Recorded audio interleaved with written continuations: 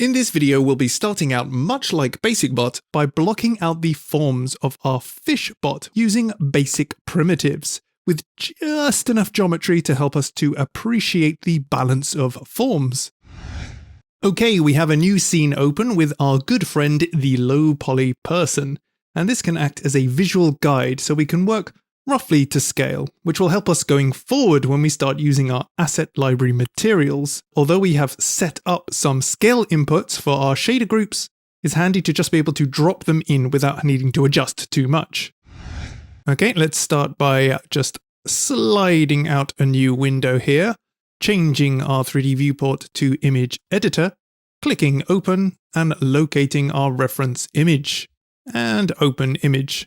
And back over to our 3D viewport here, we're just going to click and grab and move our person off to the side and start building up the basic shapes. Let's start with the body here first, or the base unit, which can just be made out of a cylinder. So I'm just going to do Shift and A, Mesh, Cylinder. Let's toggle up our options here. I don't think we need that many vertices. Let's start with 16 and scale our object down as well as on the Z axis. I'm just going to jump into orthographic mode here so we can get a better appreciation of the scale compared to our human proxy. And I think that's looking good so far. Let's jump into isolation mode with /. Control A, apply rotation and scale. Jump into edit mode, select 2 on the top row, and just Alt-click for our first loop select. Control B, we have a nice 45-degree angle bevel. And let's do the same with the bottom. That looks good to me. I might just give it a little bit more space by bringing this down slightly. Cool. Now to create the dome, we can Shift S to snap our cursor to selected, and then Shift A to add a round cube. As a reminder, if you don't see this round cube option, you may need to go into your preferences and add-ons and search for extra objects.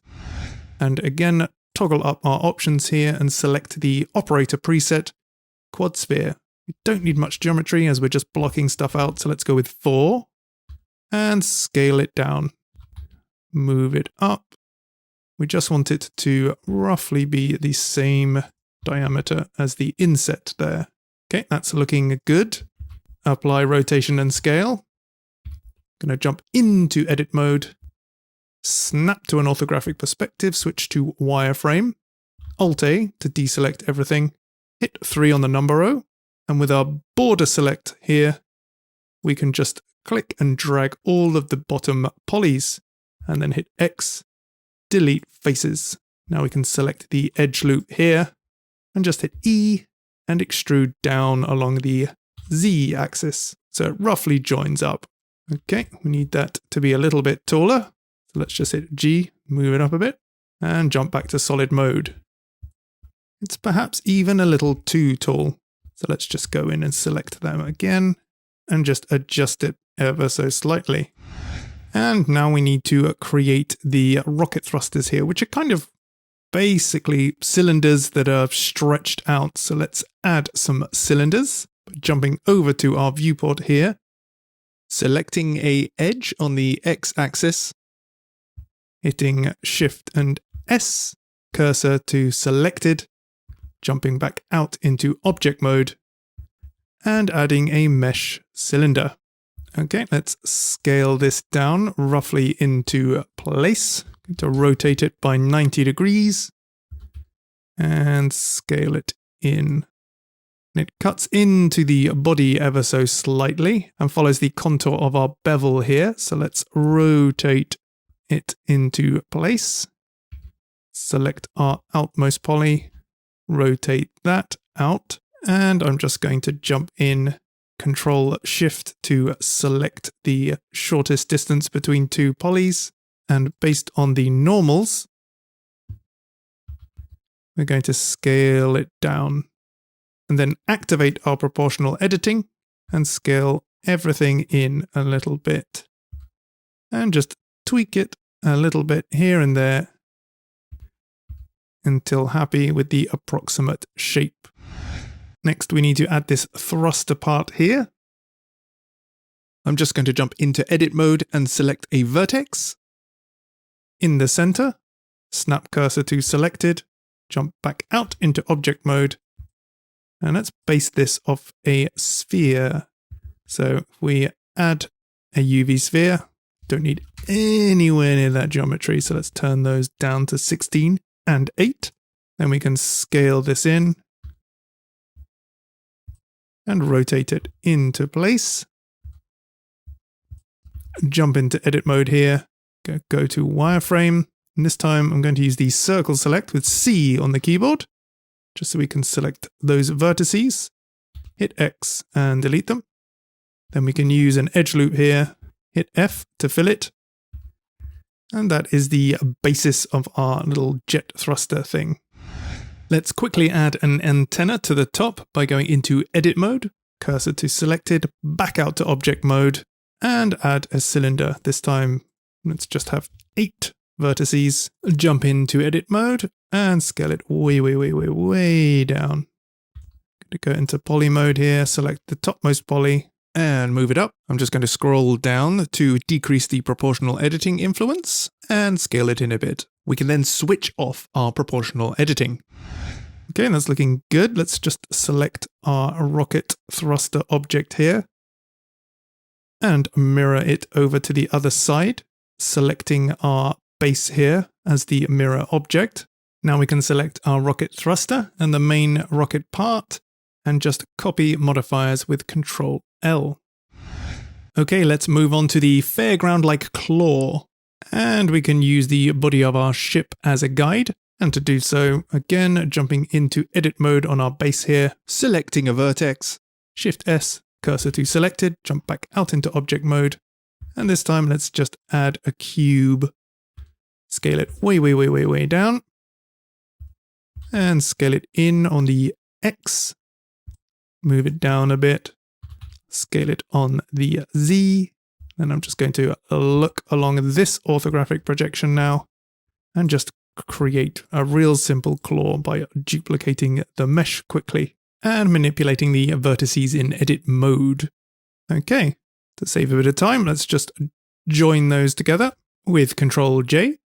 And if we snap our cursor to the bottom here with Shift S again and back out to object mode, we can make sure that we are using our global transforms and orienting around our 3D cursor. Let's move our claw a little bit into the center here, which allows us to Alt-D, then rotate 90, select those two, Alt-D, and rotate 180. Using Alt-D ensures that we duplicate the object but retain the linked mesh. This enables us to adjust the proportions of one and have it populate the others. Okay, let's move them into place. Maybe those could be a little smaller. Let's reactivate our person by jumping out of isolation mode and get a feel for the scale. Okay, let's quickly mock in the pipes by using curves. So again, I'm going to just select an edge along the back, snap our cursor to selected, back out into object mode, and this time we want to add a curve. I'm going to select NURB curve. And to align this curve, I used to jump into edit mode and start moving the points. But what I tend to do now is, while in edit mode, delete all of the vertices and then use the draw tool to quickly draw in the kind of look. And there we can start editing, and it's just a very easy way to set it up initially. Oops, making sure we're back onto boundary select here. And we have an in and an out. So one can shift off one way. Then if we duplicate, move it down, this one can shift off in the other direction. And if things ever get messy with the Bezier curves here, we can always just select all, hit V on the keyboard, and hit Automatic. And that just smooths everything out. So we can go in and make the adjustments we want. Okay, let's add some quick geometry by using the curve options, geometry and depth. Something like that looks good. Okay, but we're not really done until we have our little fishy here. And for the time being, just to visualize it, we can select our glass dome, go under Object Properties, and Display As from Textured to Wire. Jump into Edit Mode on our base. On Poly Mode, select the middle poly here, snap our cursor to Selected, jump out into Object Mode, go to Add Mesh, and throw in another round cube. Scale it way down, move it up, scale it along the Y slightly, and maybe scale it down along the X slightly. And there is the very simple blocking for our fish. Okay, proportions are looking pretty good to me. So let's select all of our objects here, hit M on the keyboard, click New Collection, call it Fish Pot Blockout. Okay. Just so we have things a little bit more organized. All right, we have our basic shapes and the proportions that we are happy with, which we can still change as we develop the details on our model. But for the time being, I'm reasonably happy. So let's save our progress and move on to the next video.